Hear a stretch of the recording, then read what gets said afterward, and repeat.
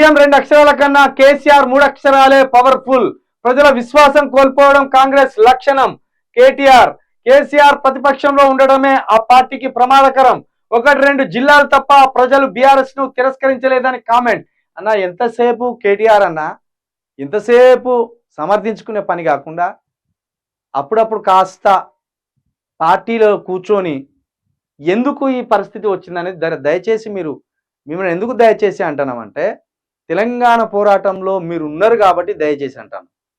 ప్రత్యేకంగా దాంట్లో ఏది లేదు. ఎందుకంటే ఇప్పుడు ఈ రోజు సగం తెలుగుదేశం సగం టీడీపీ సంబంధించిన వ్యక్తులు కలిసి ప్రభుత్వంలో ఉన్నారు. కొంతమంది ఏమో ఢిల్లీకి సాయం చేయాలంటారు, కొంతమంది ఏమో ఆంధ్రప్రదేశ్కి సాయం చేయాలంటారు. తెలంగాణను విడిచిపెట్టింది, తెలంగాణ ప్రజలను విడిచిపెట్టింది. కాబట్టి మీ పట్ల మేము ఎందుకు దయచేసి అన్నా అని అంటున్నామంటే, మాకు 2 జిల్లాల ప్రజలే తిరస్కరించిండ్రు, 3 జిల్లాల ప్రజలు మమ్మల్ని కావాలనుకున్నారు అంటే ఆ జిల్లా ప్రజలైనా ఈ జిల్లా ప్రజలైనా మొత్తం తెలంగాణ ప్రజలే. వాళ్ళు తెలంగాణ ప్రజలే మిమ్మల్ని వద్దనుకున్నారు. ఎందుకు వద్దనుకున్నారు అనేది ఒక ఆలోచన చేయండి. మీరు మొన్న సోషల్ మీడియా వల్లనే మేము ఓడిపోయినాం అన్నారు. మరి సోషల్ మీడియాని మీరెందుకు వాడుకోలేకపోయినలో కూడా ఒక ఆలోచన చేయండి. సోషల్ మీడియాను వాళ్ళు వాడుకున్నారు, అది 100% నిజం. దాని కోట్ల 500 కోట్ల రూపాయలను వెచ్చించిండు రేవంత్ రెడ్డి. సొంతంగా 6 నెలల ముందే బిగ్ టీవీ అని ఒక ఛానల్ని కూడా పెట్టిండు. ఆ బిగ్ టీవీ ద్వారా ఎంత చెప్పాలో అంత చెప్పించిండు. అదేవిధంగా ఆర్టీవీ ద్వారా ఎంత చెప్పాలో చెప్పించిండు. మల్లిగన్ ద్వారా ఎంత చెప్పాలో చెప్పించిండు. తొలి వెలుగు రగ్గాన్ ద్వారా ఎంత చెప్పాలో చెప్పించిండు. ఇప్పుడు స్టాండ్ మార్చిన వైఆర్ టీవీ రంజిత్ ఎంత చెప్పాలో అప్పుడు కేసీఆర్ గురించి, కేసీఆర్ కుటుంబం గురించి ఎంత నెగిటివ్ చెప్పాలో అంత నెగిటివ్ చెప్పిండు. ఇప్పుడు ఉన్న పలంగా బీఆర్ఎస్ స్టాండ్ ఎందుకు తీసుకున్నాడో కూడా చెప్తా నేను. ఉన్న పలంగా బీఆర్ఎస్ స్టాండ్ తీసుకొని కేసీఆర్ రావాలి, బాపే రావాలని వగలు పడతాడు వైఆర్ టీవీ రంజిత్ రెడ్డి. ఎందుకంటే అదొక కథ ఉన్నది. ఆ రోజు అరే బీఆర్ఎస్నే గెలిపిర్రి, బీఆర్ఎస్ కాకపోతే బహుజన పార్టీలను గెలిపిర్రి అని నేను నాలాంటి వ్యక్తులు చెప్పినాం. ఒక 600 యూట్యూబ్ ఛానళ్ళని రేవంత్ రెడ్డి 500 కోట్లు ఇచ్చి మెయింటైన్ చేసిండు ప్రతిపక్షంలో ఉండి.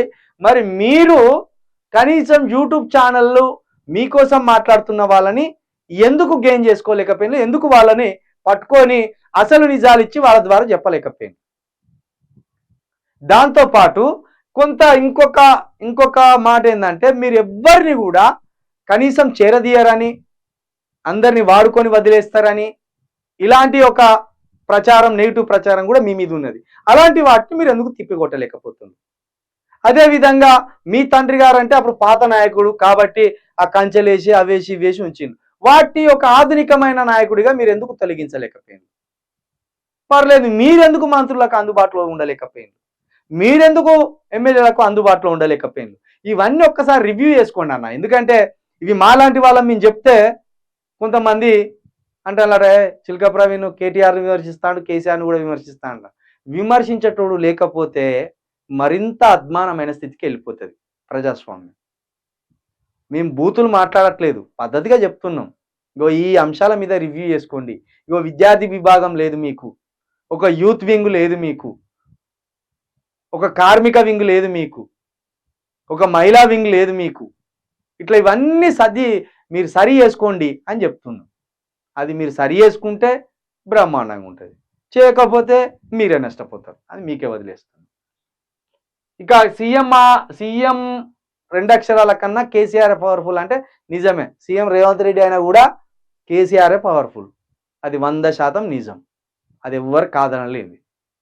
సీఎం సీట్ కంటే కేసీఆర్ ఎందుకు పవర్ఫుల్ అంటే, తెలంగాణ అనే ఆకాంక్షను ముందుండి నడపడంలో విజయవంతంగా తీరాలకు చేర్చి, ఆ తీరాలకు చేరిన రాష్ట్రాన్ని ఈరోజు ప్రపంచం నలుమూలలా తెలంగాణ అనే ఒక రాష్ట్రం ఉన్నదని చాటి చెప్పడంలో కేసీఆర్ ముందున్నాడు. కాబట్టి కేసీఆర్ ముమ్మాటికి పవర్ఫుల్.